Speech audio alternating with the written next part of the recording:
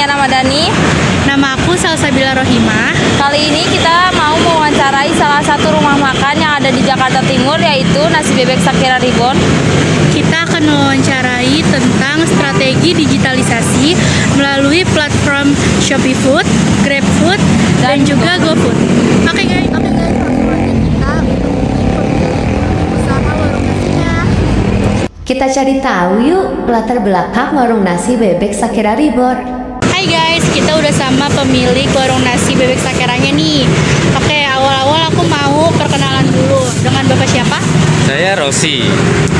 Lambanya sendiri dari mana ya? Kalau aku dari kampus T Indonesia Jakarta. Lambanya sama, temennya juga? Iya, saya dari temennya juga.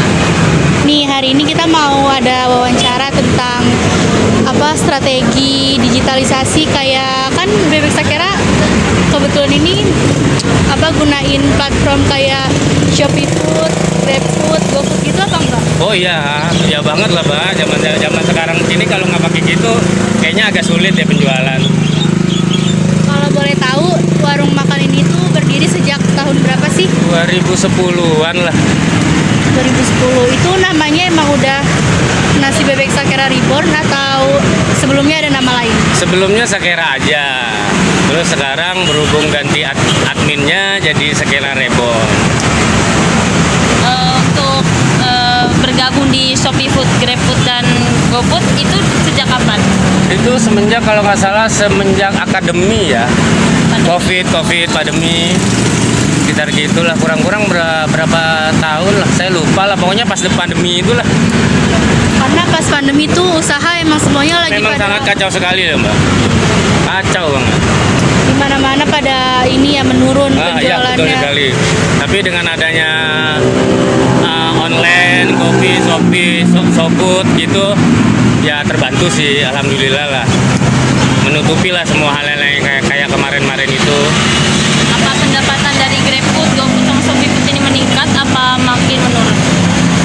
Waktu Covid itu lumayan ya meningkat ya. Terus semenjak kebelakangan ini 3 bulan 4 bulan yang lalu itu sempat ada demo, jadi agak sepi gitu, penurunan semua. Saya rasa bukan di Shakira Reborn aja, tapi kayaknya semua pedagang kayak mengeluhkan sama deh kayak gitu.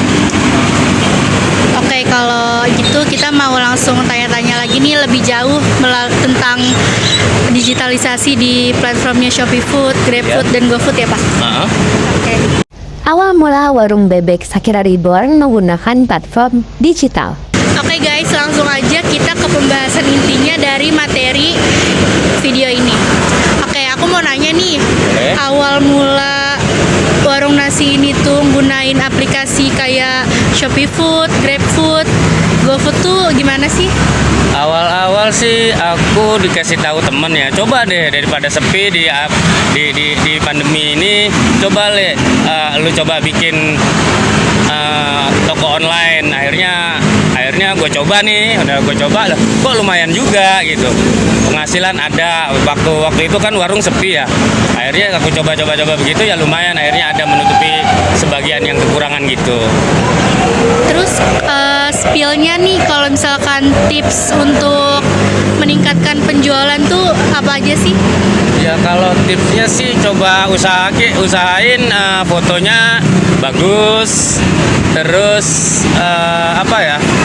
tempat juga jangan terlalu sempit di gang-gang. Alhamdulillah di sini tempatnya bagus ya, di depan jalan, lagian deket ada pabrik-pabrik ya. Alhamdulillah memenuhi syarat lah buat untuk online. Nggak mudah juga bagi driver untuk mencari lokasi, betul Kak.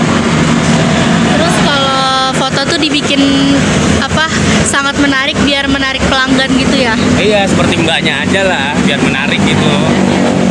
Dan kalau di platform kayak gitu kan pasti harganya tuh dinaikin ya? Iya betul. Nah, kalau dinaikin itu tuh sekitar berapa?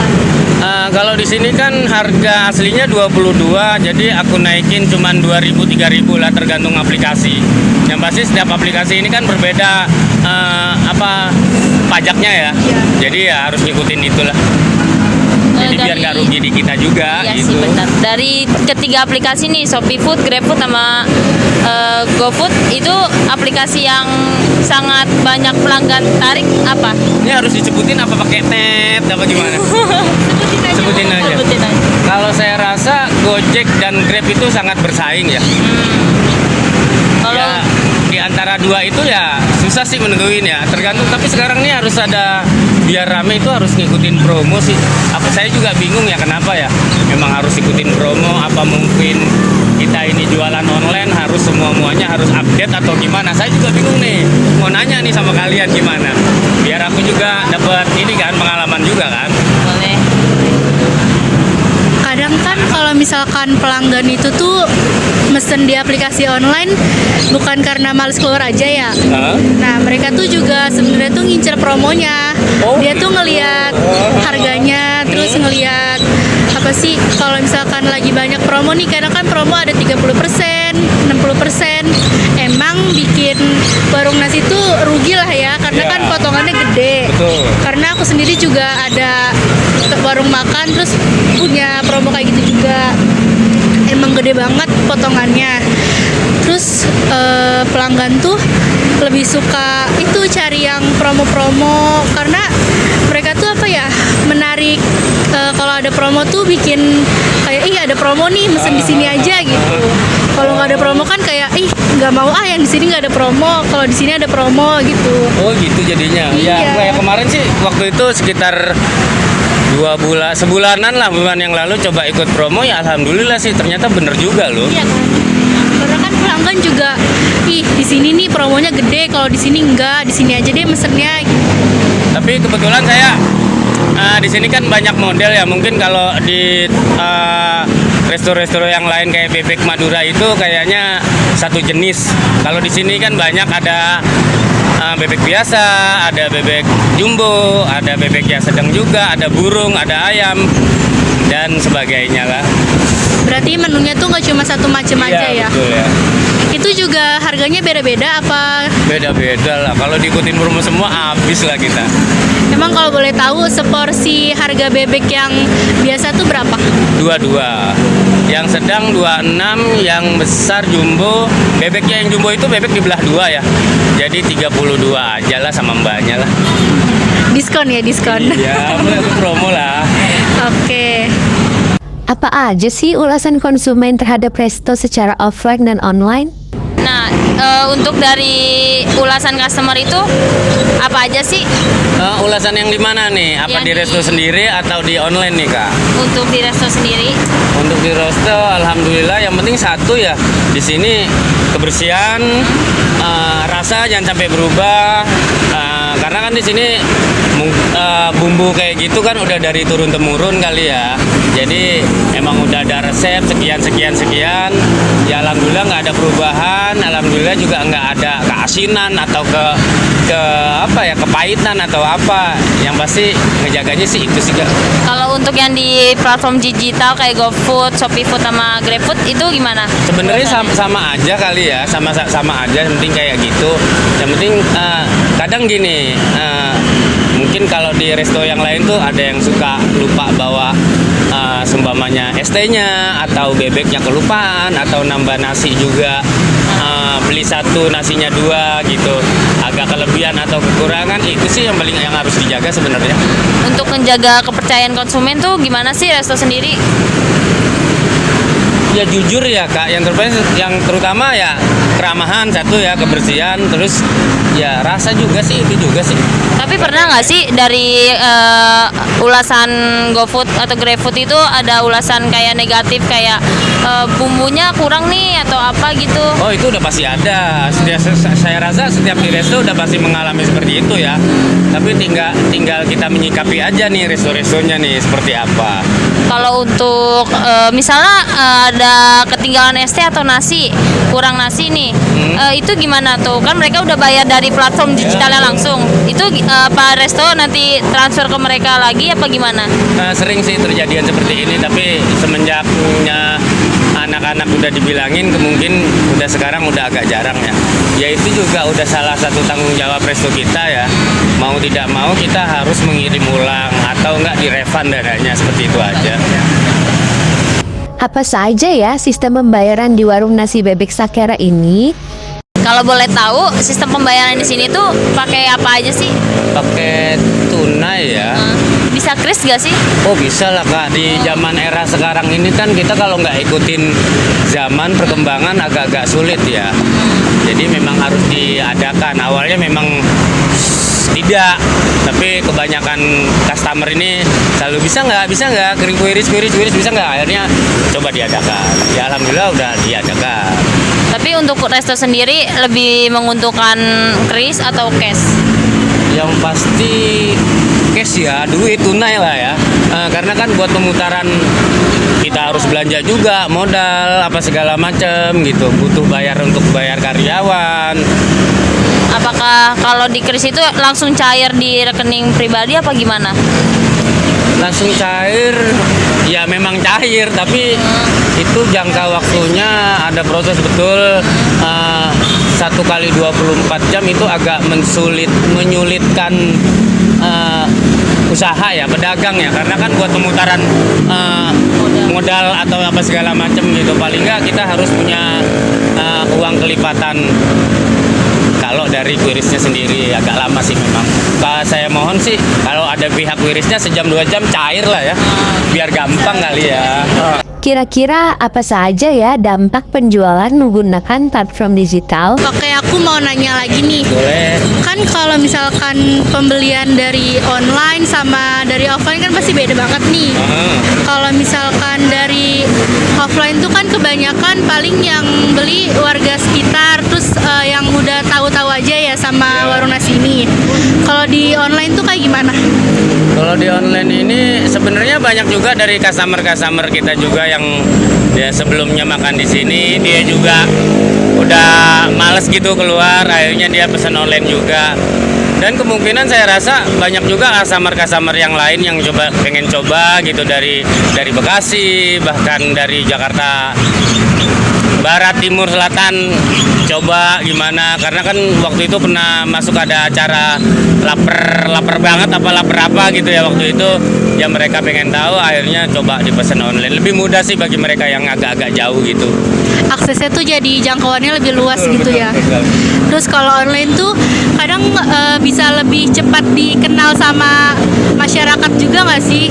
Apalagi kalau misalkan banyak nih kan, aku pernah lihat di salah satu acara TV ada yang pernah makan di sini gitu. Jadi kan karena video itu pasti orang-orang masyarakat tuh pada tahu nih lokasi di sini. Nah, efek dari acara itu tuh berdampak banget gak ke? Rekomendasi banget ya saya rasa ya, dengan adanya itu layanan TV begitu atau TV digital kayak YouTuber apa segala macam ya, itu sangat membantu kami semua sih Mbak, bagi resto-resto yang lain ya, bahkan Sakera Reborn sendiri gitu.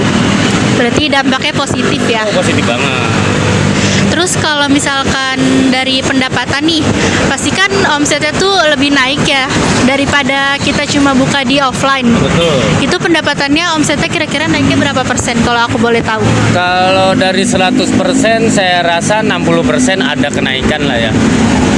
Daripada yang offline ya, sangat membantu sih sebenarnya. Bukan sebenarnya, memang membantu sekali memang. Karena kan jadi kayak ada dua pendapatan gitu ya, dari resto sama dari online-nya. Betul ya, satu gini kendala resto ya.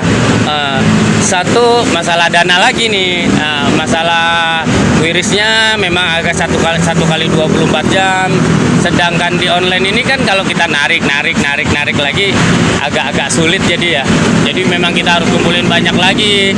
Udah gitu baru kita cairin. Memang sebenarnya memang memudahkan, online itu sangat memudahkan, tapi dengan adanya duit agak cair ini memang agak sedikit modal lebih lah. Itu Ya, aja sih kendalanya.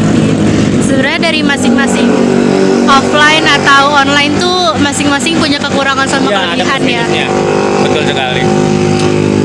Saran untuk UMKM di luar sana yang masih ragu menggunakan platform digital? Kalau boleh kasih tahu nih tips saran untuk UMKM yang lain yang masih ragu buat make online gini kayak GoFood, GrabFood sama ShopeeFood, ada saran nggak sih atau tips yang masih ragu? Kalau ragu jangan sampai ragu ya, karena memang sangat membantu sekali buat resto atau pedagang kaki lima atau bintang-bintang 5 apalagi kali ya. Jangan ragu, yang penting cuma satu aja sih. Modalnya paling ya agak dilebihin, coba aja. Tapi tipsnya ditolong dilebihin aja. Masalah harga, seumpamanya jual 1.000 jadi 1.200 atau 1.500, karena kan dibayar buat bayar pajak kali ya gitu ya. Dan sisanya cari tempat yang strategis lah buat untuk para driver, gampang nyarinya, jangan bentar-bentar nyanyi telepon ada posisi di mana kayak gitu. Dan customer juga alamatnya harus lengkap juga ya Kak ya. Jadi biar nggak kasihan lah driver tuh. Itu aja sih. Oke, baik, terima kasih. Oke guys, selesai sudah wawancara dari kita berdua dan Bapak Ari. Dari wawancara ini tuh banyak banget yang bisa kita ambil dari pengalaman beliau membuka usaha bebek sakera, terus beliau juga menjalankan usaha di platform digital kayak ShopeeFood, GrabFood, GoFood. Itu tuh banyak banget manfaatnya, terus lebih juga meningkatkan penjualan ya. Terus juga Terima kasih untuk Bapak Hari sudah meluangkan waktunya. Oke guys, terima kasih untuk yang sudah menonton. Stay tune ya guys. Wow, ada kesimpulannya loh guys. Yuk kita simak bareng-bareng. Hai guys, selesai sudah wawancara kita berdua dengan pemilik warung nasi bebek sakera.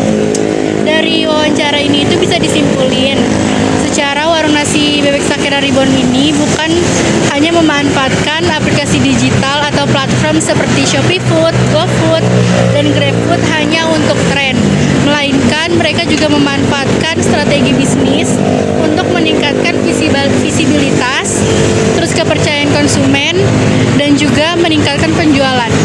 Selain itu, integrasi antara kualitas produk, pelayanan responsif, dan pemanfaatan teknologi menjadi fondasi utama keberhasilan UMKM di era zaman digital. Nah, kayak gitu guys, kesimpulan dari video kita berdua. Sekian dari aku Satu Dua Rahma. Dan aku Hania Ramadhani. See you di video selanjutnya. Jangan lupa like, subscribe, and comment.